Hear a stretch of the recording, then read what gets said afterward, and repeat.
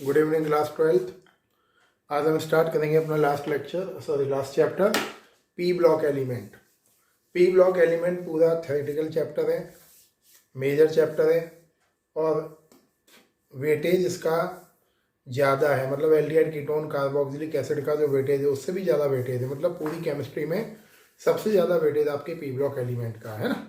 अब जो P block element है उसमें आपको बेसिकली सबसे पहले ध्यान देना है नोट्स के ऊपर। कोई रिफ्रेशर, कोई भी बेकार की चीज़ आपको साथ में नहीं करनी है। आपको नोट्स पढ़ने हैं, नोट्स में सब कुछ आपके पास मेंशन है। तो आपके पास बेसिकली 3 ग्रुप्स हैं और ग्रुप्स है आपका 15, 16, 17 और 18 नॉर्मल है आपका। तो बेसिकली 3 ग्रुप्स आपको पढ़ने हैं, 15, 16, 17। 18 बहुत छोटा सा ग्रुप है। तो first of all we will start 15 group.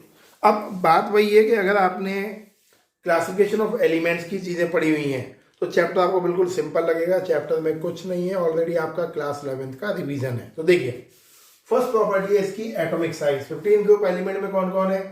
Nitrogen, phosphorus, arsenic, antimony and bismuth. Okay, अब एटॉमिक साइज आप सबको पता है, when we go top to bottom in same group atomic size और आयनिक रेडियस इंक्रीजेस। ये पढ़ा हुआ है आपने। जब हम टॉप से बॉटम की ओर चलते हैं 15 ग्रुप में तो न्यू शेल ऐड होने की वजह से एटम का साइज बढ़ता है, क्योंकि आप ग्रुप 1, 2, 3, 4 नीचे जाओगे, नया शेल, एटॉमिक शेल ऐड होता हुआ चला जाएगा। अब यहाँ स्पेशल क्या है? नाइट्रोजन से आप गए फॉस्फोरस में, आप देखो 40 का गैप है, 40 पिकोमीटर का गैप है। यहाँ से गए यहाँ 11 पिकोमीटर का गैप है। यहाँ से गए यहाँ अप्रॉक्स 20 पिकोमीटर का गैप है और यहाँ से गए यहाँ ओनली 7 पिकोमीटर का गैप है। तो यहाँ क्वेश्चन पूछेगा आपसे, एंटीमनी और बिस्मथ इन दोनों की एटॉमिक साइज में गैप कम क्यों है? तो आंसर है, when we go top to bottom in heavier member entry of f orbitals take place. याद करिए आप, d and f block element, entry of f orbital take place and f orbital create lengthenoid contraction। जाके पढ़िए, chapter DNF block में पढ़ा हुआ है पुराने, है ना। तो जब हम टॉप से बॉटम चलते हैं तो जो लोअर मेंबर्स होते हैं, लोअर मेंबर्स के साइज में चेंजेस कम दिखेंगे आपको। कम क्यों दिखेंगे? बिकॉज लेंथेनॉइड कॉन्ट्रैक्शन होता है।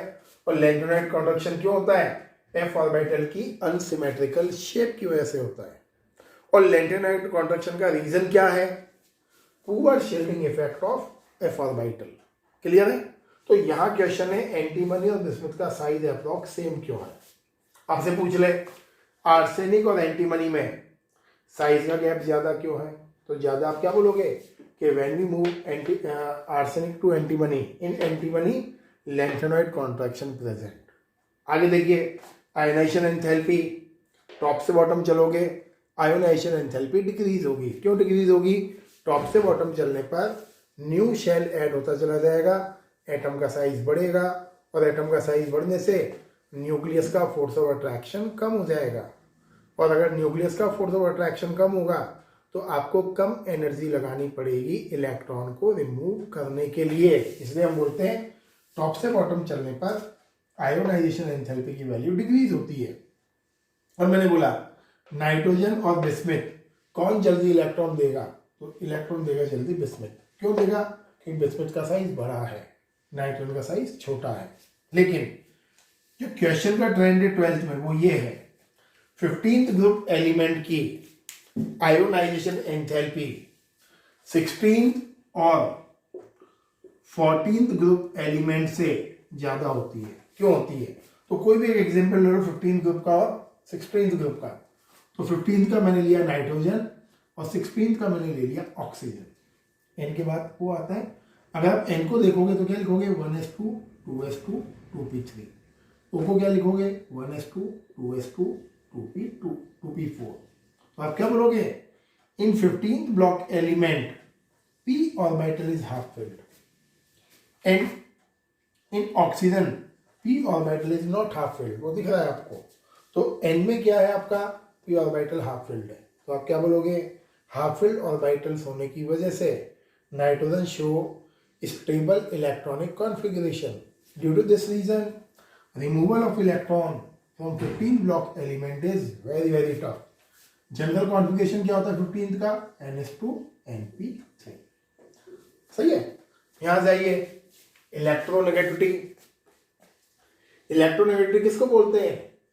Force of attraction by which atom attract bonded electron towards it. ये तो जानते हो आप, जो छोटा होगा उसकी इलेक्ट्रोनेगेटिविटी ज़्यादा होगी, जो बड़ा होगा उसकी इलेक्ट्रोनेगेटिविटी कम होगी. ओके, फिर भी अगर आइडिया नहीं है तो मतलब क्या होता है इसका? Pulling of shared electron of a bond. Bond के इलेक्ट्रॉन्स को अपनी ओर पुल करने की टेंडेंसी. अब जैसे मैंने लिखा आपके सामने ये NH बॉन्ड है और आपके सामने है BiH बॉन्ड. क्लियर? अब देखिए, आउट ऑफ Bi और N कौन बड़ा है? बिस्मिथ बड़ा है. और बिस्मिथ बड़ा होगा तो बिस्मिथ की जो फोर्स ऑफ अट्रैक्शन है न्यूक्लियस का वो क्या होगा? कम होगा. और कम होने की वजह से बिस्मिथ की जो इलेक्ट्रोनेगेटिविटी है वो भी क्या होगी? कम होगी. तो हम क्या बोलते हैं? टॉप से बॉटम चलने पर इलेक्ट्रोनेगेटिविटी डिक्रीज होती है. डिक्रीज क्यों होती है? बिकॉज टॉप से बॉटम चलने पर एटम का साइज बढ़ता है और एटम का साइज बढ़ने की वजह से न्यूक्लियर फोर्स ऑफ अट्रैक्शन कम होता चला जाता है. And due to which the atom can not pull the bonded electrons towards it easily. और बहुत सिंपल बात करूँ, फ्लोरीन और आयोडीन में से कौन इलेक्ट्रॉन को जल्दी अपनी ओर अट्रैक्ट करेगा? फ्लोरीन करेगा. क्योंकि फ्लोरीन की इलेक्ट्रोनेगेटिविटी सबसे ज़्यादा है और सबसे कम किसकी है? वहाँ आपकी आयोडीन की. तो सेम कहानी है. लेकिन क्वेश्चन क्या है? एंटीमनी और बिस्मिथ की इलेक्ट्रोनेगेटिविटी सेम क्यों है अप्रॉक्स? रीजन वही है, they both are having approx same size due to the lanthanoid contraction. या फिर आप क्या लिखोगे डिटेल में? Poor shielding effect of f orbital. Got it? Boiling point, top से बॉटम चलने पर जो एटम का साइज है, साइज ऑफ एटम क्या होता है? इंक्रीज होता है. और आपको पढ़ाया मैंने size proportional van der Waals force of attraction. ये पढ़ाया आपने ऑर्गेनिक में. सही है. तो टॉप से बॉटम चलने पर मॉलिक्यूल का साइज बढ़ता है और मॉलिक्यूल का साइज बढ़ने की वजह से van der Waals force of attraction बढ़ता है. And to make the such chemicals boil we have to provide more amount of energy. अगर मैं आपसे पूछता हूँ bismuth and nitrogen which one is having higher boiling point? Higher boiling point किसका होता है? बिस्मिथ का और नाइट्रोजन का. तो आपको लिखना है हायर बॉइलिंग पॉइंट बिस्मिथ का होता है. Bismuth is having higher boiling point. क्यों? बिकॉज बिस्मिथ का van der Waals force of attraction ज़्यादा है due to its bigger size. Okay, तो ये फर्स्ट पेज है आपका जनरल इंट्रोडक्शन. आगे बढ़ते हैं. देखिए बेटा, केमिकल प्रॉपर्टीज ऑफ जो 15 एलिमेंट्स. केमिकल प्रॉपर्टीज समझने के लिए सबसे इंपॉर्टेंट चीज है इसका फर्स्ट पॉइंट समझना, ऑक्सीडेशन स्टेट्स. आपके जो 15 जो एलिमेंट्स हैं 3 टाइप की ऑक्सीडेशन स्टेट शो करते हैं, -3, +3 एंड +5. अब क्वेश्चन आता है -3 क्यों शो करते हैं, +3 क्यों शो करते हैं, बीच की शो क्यों नहीं करते हैं, +2, +1 एंड ऑल, है ना. तो मैं आपको पूरा इसका डेप्थ में कॉन्सेप्ट समझा रहा हूँ, ध्यान से देखिए. सपोज आपने लिया नाइट्रोजन. ओके, और नाइट्रोजन का इलेक्ट्रॉनिक कॉन्फ़िगरेशन है 1s2 2s2 2p3. ये सबको पता है. इलेक्ट्रॉनिक कॉन्फ़िगरेशन लिखना है ना. तो मैंने लिखा नाइट्रोजन का electronic configuration 1s2 2s2 2p3. Got it? 2p के बाद सीधा आता है 3d और 3s. 3s मतलब आपका न्यू शेल स्टार्ट होता है. मतलब 2p के बाद आपके पास 2d नहीं होता है. एंड 2p में क्या है? आपके 3 इलेक्ट्रॉन्स. तो ये 3 इलेक्ट्रॉन्स मैंने अरेंज कर दिए. क्लियर? ये आपका शेल सेकंड, ये शेल नंबर 1. एंड 2 इलेक्ट्रॉन्स आपके पास है कहाँ? s ऑर्बिटल में. अब आगे आपके पास कोई भी ऑर्बिटल अवेलेबल नहीं है. होता क्या है? p ब्लॉक एलिमेंट्स में जितने इलेक्ट्रॉन्स अनपेयर्ड होते हैं या तो उन्हें वो एक साथ रिलीज कर देगा,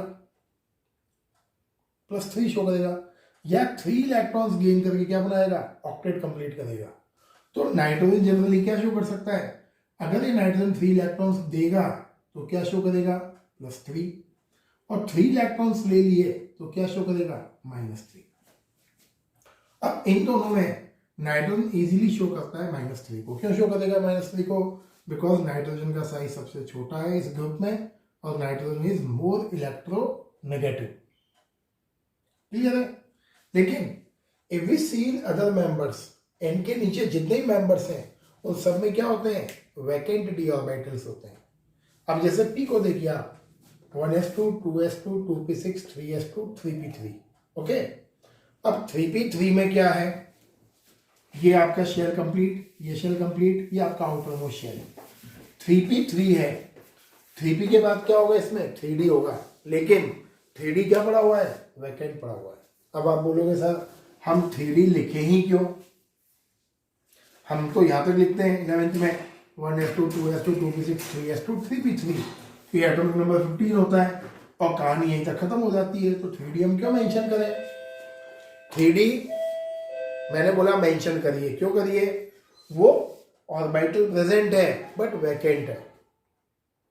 अब वैकेंट में क्या प्रॉब्लम है, देखिए अब p के पास 3 अनपेयर्ड इलेक्ट्रॉन्स हैं p में, p क्या कर सकता है, 3 इलेक्ट्रॉन्स दे भी सकता है और 3 इलेक्ट्रॉन्स ले भी सकता है, लेकिन on the need of chemical reaction या on the time of requirement ये अपने 1 इलेक्ट्रॉन को अनपेयर कर सकता है, ऐसे हो गया अनपेयर। इन दिस केस अब ये 5 इलेक्ट्रॉन तो नहीं लेगा, क्यों नहीं लेगा, 5 इलेक्ट्रॉन लेते ही ऑक्टेट तो कंप्लीट नहीं हुआ, 10 हो गए इलेक्ट्रॉन्स। तो ये क्या करता है, इन 5 इलेक्ट्रॉन्स को दे सकता है इन केमिकल रिएक्शन, इसलिए फास्फोरस और उसके नीचे के मेंबर +5 स्टेट भी शो कर सकते हैं। तो क्वेश्चन आ जाएगा, nitrogen does not show pentavalent state but other members show pentavalent state. तो reason है because in other members vacant d orbital present, and due to this vacant d orbital these members can expand their octet. extremely important concept। तो इस तरीके से आपको समझना है। अब जैसे आपने लिखा N P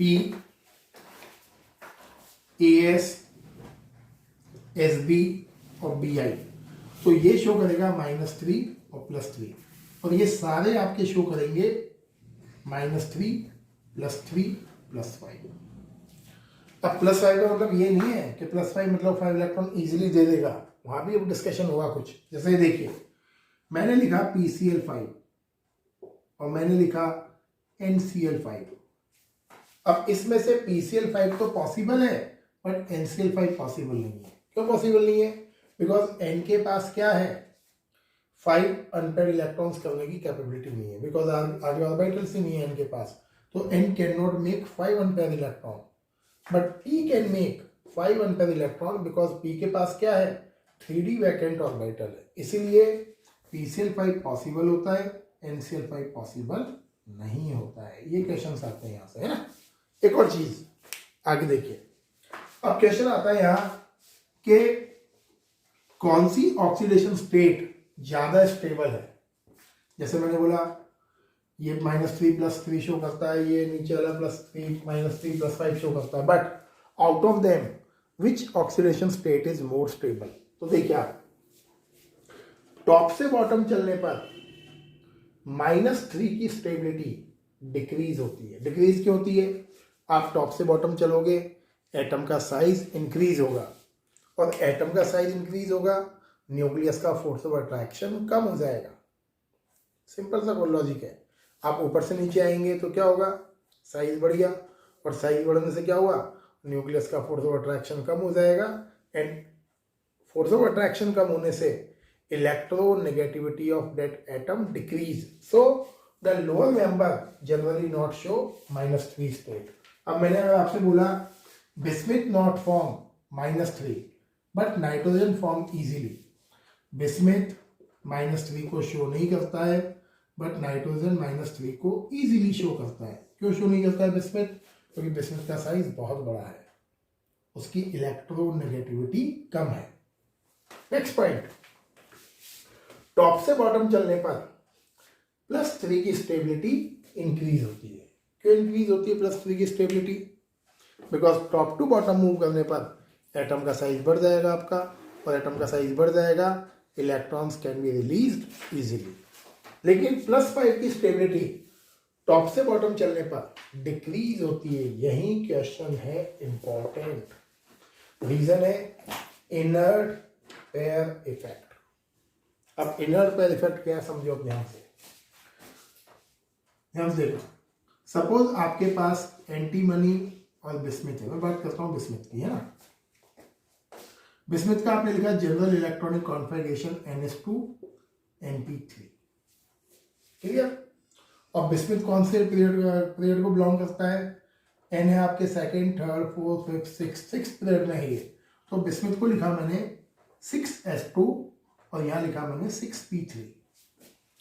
अब 6s2 और 6p3 के पहले भी यहां और भी चीजें बहुत सारी क्या प्रेजेंट है। यहां प्रेजेंट है आपके पास 4f ऑर्बिटल, क्योंकि f क्या होता है? n-2 होता है, क्लियर हुआ। And due to this 4f orbital it face poor shielding effect. और पुअर शील्डिंग इफेक्ट होने की वजह से the s orbital shift towards the nucleus. आपका जो s ऑर्बिटल है न्यूक्लियस की ओर शिफ्ट हो जाता है। And this s orbital not participate in chemical reaction. This is called inert pair effect. फिर सुन लो मेरी बात, हैवियर मेंबर्स में +5 की स्टेबिलिटी डिक्रीज होती है। भाई ये तो +5 शो करेगा ही नहीं, क्यों? डी ऑर्बिटल नहीं है। +5 कौन कौन शो कर सकता है? ये शो करेगा, ये शो करेगा, ये शो करेगा और ये शो करेगा। बट टॉप से बॉटम चलते जाने पर +5 की स्टेबिलिटी डिक्रीज हो जाएगी। क्यों? बिकॉज हैवियर जो लोअर मेंबर्स हैं, लोअर मेंबर्स में जो f ऑर्बिटल होता है वो क्या क्रिएट करता है? पुअर शील्डिंग इफेक्ट क्रिएट करता है। और पुअर शील्डिंग इफेक्ट होने की वजह से आपके लोअर मेंबर्स का s ऑर्बिटल केमिकल रिएक्शन में पार्टिसिपेट नहीं करता है। And due to this reason the lower member show dominantly +3 state, not +5।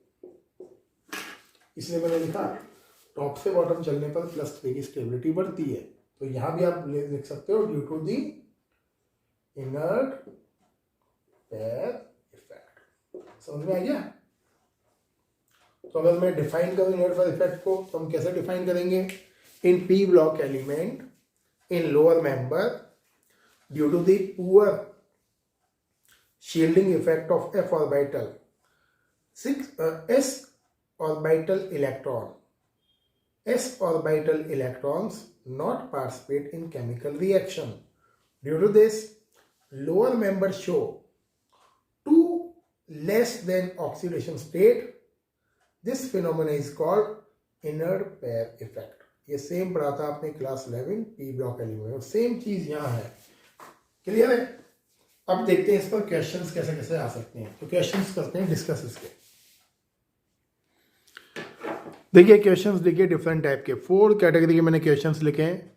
P block में वैसे क्वेश्चंस तो बेटा काउंटलेस हैं, कहीं से भी किसी भी लाइन से क्वेश्चन बना सकता है पी ब्लॉक में। We can discuss some important type only. अब जैसे क्वेश्चंस देखिए आप 4, देखिए ये बोलता है lithium nitride is more stable then rubidium antimony. ये रुबिडियम और एंटीमनी का कॉम्बिनेशन है और ये लिथियम नाइट्राइड है। तो Li3n is more stable then Rb3Sb। तो Rb3Sb और Li3n में क्या स्पेशल है? ये they both belong to 15th group element. Li की वैलेंसी +1 होती है तो n क्या शो करेगा? -3। और रुबिडियम की वैलेंसी अगर +1 है तो ये क्या शो करेगा आपको? -3। तो अब देखिए n की -3 ज़्यादा स्टेबल है या एंटीमोनी की -3 ज़्यादा स्टेबल है? ऑफ कोर्स n की -3 ज़्यादा स्टेबल होगी, बिकॉज n का साइज क्या है? छोटा है and n is more electronegative. तो आप क्या लिखोगे?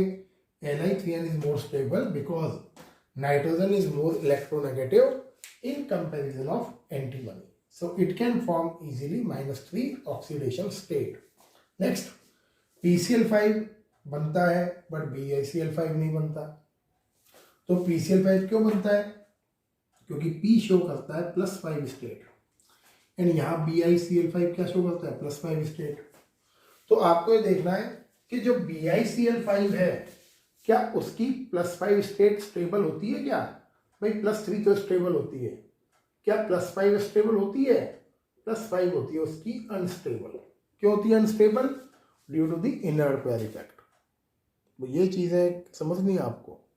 तो PCl5 is stable but BiCl5 not, because in BiCl5 Bi show +5 state which is unstable due to the inner pair effect, and due to the inner pair effect Bi show more tendency to create BiCl3. अब देखो ये PCl5 possible है but NCl5 not. तो PCl5 क्यों possible है? Because P के पास vacant D orbital होता है इसलिए वो +5 शो कर सकता है. N के पास वैकेंट डी ऑर्बिटल नहीं होता है इसलिए वो +5 स्टेट शो नहीं कर सकता है. जैसे यहाँ देखिए BiCl3 मोर स्टेबल है +3 और Bi+5 कम स्टेबल है. क्यों कम स्टेबल है? Inert pair effect. क्लियर? एक और देखिए क्वेश्चन बहुत मजेदार है. BiCl5 is oxidizing agent. समझो वाई. BiCl5 ऑक्सीडाइजिंग एजेंट होता है. क्यों? अब ऑक्सीडाइजिंग एजेंट का मतलब क्या है? Gain electron. ऑक्सीडाइजिंग एजेंट क्या करता है? इलेक्ट्रॉन को गेन करता है. और रिड्यूसिंग एजेंट क्या करता है? इलेक्ट्रॉन देता है. तो कॉन्सेप्ट ये है BiCl5 ऑक्सीडाइजिंग एजेंट क्यों है? मतलब वो इलेक्ट्रॉन गेन क्यों करता है? बिकॉज उसकी जो BiCl5 है उसमें स्टेट क्या है? +5 है. एंड Bi क्या करता है? अपनी +5 स्टेट को रिड्यूस करके +3 में ले जाने की कोशिश करता है. बिकॉज Bi की +3 state is more stable according to inert pair effect. Due to this reason Bi try to gain 2 electron from the chemical reaction and behaves like a oxidizing reagent. Clear है? तो आज के लिए sufficient है. ये आप ध्यान से कर लीजिए. और कॉन्सेप्ट ये 15th ब्लॉक अगर आपको क्लियर हो गया तो समझो आपके 16, 17, 18 क्लियर हो गए. मतलब आपको ऐसा लगेगा कि 16, 17, 18 में रिवीजन हो रहा है. 15 ब्लॉक ही मेन है, वो ढंग से करिए and everything will be fine. Okay, thank you and have a nice day.